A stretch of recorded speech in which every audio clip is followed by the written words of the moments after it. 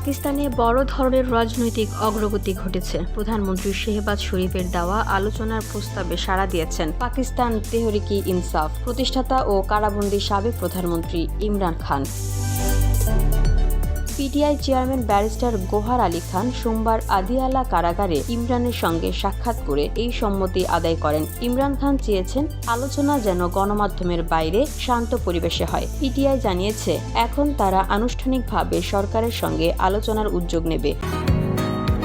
বসুন্ধরা, উত্তরা, বনশ্রী, কুড়িল ও বাড্ডা সহ রাজধানীর বিভিন্ন স্থানে অভিজাত ও অত্যাধুনিক মানের ফ্ল্যাট কেনার এক নির্ভরযোগ্য প্রতিষ্ঠান প্লেজেন্ট প্রপার্টিজ লিমিটেড।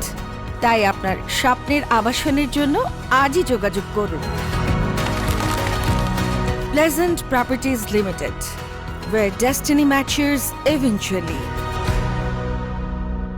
দলটি মনে করে আগের আলোচনাগুলো মিডিয়ার নজরে থাকায় ব্যর্থ হয়েছিল। সূত্র জানায় ইমরান খান চান আলোচনায় সেনাবাহিনীর সমর্থন থাকুক, এমনকি তিনি সেনাপক্ষের কোনো প্রতিনিধির সঙ্গেও বৈঠকে রাজি। সম্প্রতি ভারতীয় অভিযানের পর দেশ জুড়ে রাজনৈতিক সমঝোতার দাবি বাড়ায় এই পদক্ষেপ সামনে এসেছে।